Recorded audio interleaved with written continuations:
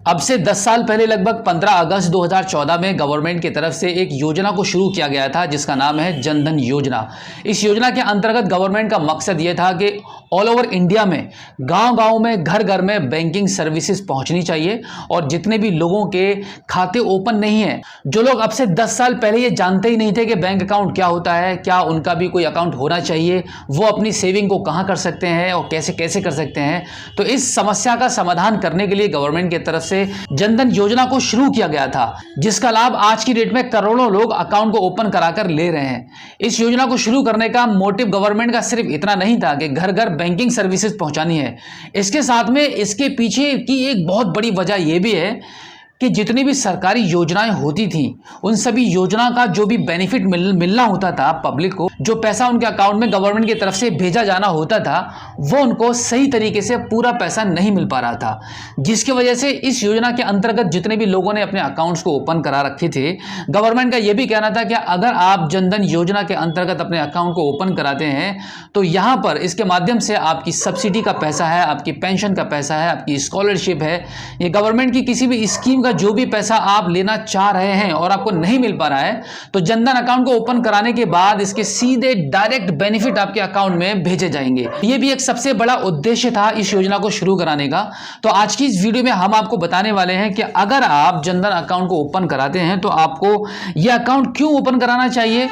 इसमें क्या क्या बेनिफिट्स मिलते हैं और उसको आप कैसे घर बैठे ओपन कर पाएंगे। तो सबसे पहले मैं आपको बता दूं कि अगर आपका अभी तक जनधन योजना के अंतर्गत अकाउंट ओपन नहीं हुआ है तो आप जल्दी करा लीजिए, क्योंकि इस अकाउंट में जो बेनिफिट्स आपको मिलेंगे वो आपको अलग दूसरे किसी बैंक के रेगुलर सेविंग बैंक अकाउंट में बिल्कुल भी नहीं मिलने वाले हैं। क्योंकि अगर आप किसी भी बैंक में कहीं पर भी कोई भी सेविंग अकाउंट ओपन करा लेते हैं तो पहले तो उसमें आपको हर महीना कुछ ना कुछ पैसा आपको मेंटेन करने के लिए बैंक बोलेगी। अगर आप पैसा मेंटेन नहीं करेंगे तो बैंक आपसे पैसा लेगी,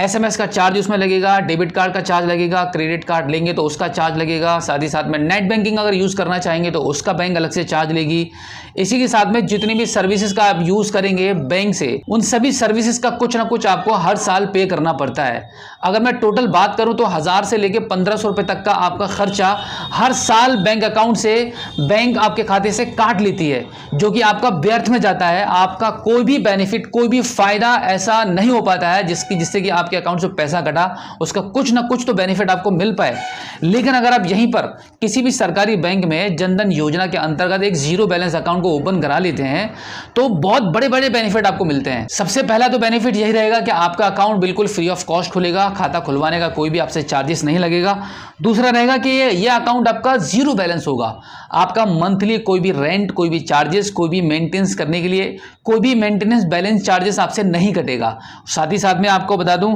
कि इस अकाउंट पर आपको एक डेबिट कार्ड मिलता है, यानी कि आपका जो एटीएम कार्ड होता है उस एटीएम कार्ड पर आपको 2 लाख रुपए का एक्सीडेंटल इंश्योरेंस भी मिलता है, जो कि आपको किसी भी बैंक अकाउंट में नहीं मिलता है, किसी भी सेविंग अकाउंट में नहीं मिलेगा। कोई सी भी बैंक आप उठाकर देख लीजिए जो इतने बड़े बड़े बेनिफिट्स आपको दे रही हो। और इसी के साथ में एक सबसे बड़ा बेनिफिट जो आपको इस अकाउंट पर मिलता है गवर्नमेंट की तरफ से, अगर आप जनधन जीरो बैलेंस अकाउंट को ओपन कराते हैं, जो आपको किसी भी बैंक के अकाउंट में देखने को बिल्कुल भी नहीं मिलता है, यानी कि इस अकाउंट में ओपन कराने के बाद आपको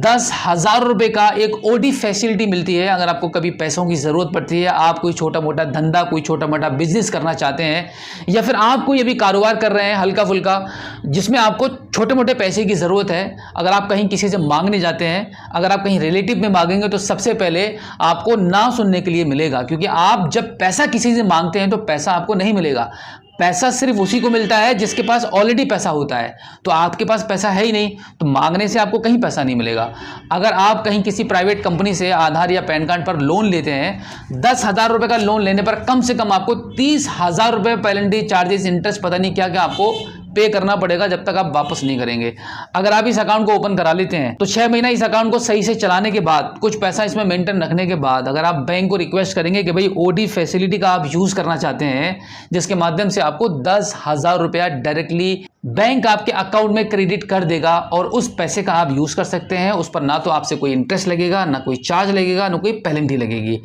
ये सर्विस गवर्नमेंट ने खास तौर से जनधन अकाउंट पर ही रखी है। अब हम बात करते हैं कि इस अकाउंट को आप कैसे कैसे ओपन करा सकते हैं, इस अकाउंट को ओपन कराने के लिए क्या क्या तरीके हो सकते हैं। तो सबसे पहले मैं आपको बता दूं कि इस अकाउंट को ओपन कराने के लिए आप ऑनलाइन के थ्रू भी खोल सकते हैं। अगर आप स्टेट बैंक ऑफ इंडिया में अकाउंट को ओपन करते हैं तो आप योनो एप्लीकेशन को अपने प्ले स्टोर से अपने मोबाइल फोन में इंस्टॉल कर लीजिए और वहां पर आप इस जीरो बैलेंस अकाउंट को ओपन कर पाएंगे। साथ ही साथ में आप किसी भी सरकारी बैंक में जाकर भी अपने जनधन अकाउंट को ओपन करा सकते हैं। और अगर आप बैंक में भी नहीं जाना चाहते हैं तो आप स्टेट बैंक ऑफ इंडिया के किसी भी नजदीकी सीएसपी पॉइंट पर जाकर जनधन जीरो बैलेंस को अकाउंट को ओपन करा सकते हैं। वहां पर बिल्कुल free of cost account open कराए जा रहे हैं, जहां पर आपको जितनी भी सर्विसेज, जितनी भी फैसिलिटीज मैंने आपको बताई हैं वो सारी आपको मिलती हैं। सबसे बड़ी बात यहां पे यह है कि आपको इसमें ट्रांजैक्शन करने की भी लिमिट भी काफी अच्छी मिलती है। ऐसा नहीं कि काफी लोगों की ये सोच बन चुकी है कि Jan Dhan zero balance account open कराने के बाद आप ज़्यादा ट्रांजैक्शन नहीं कर सकते, ज़्यादा पैसे का लेन देन नहीं कर सकते। बिल्कुल कर सकते हैं। इसमें आपको debit card, net banking, UPI की सर्विस,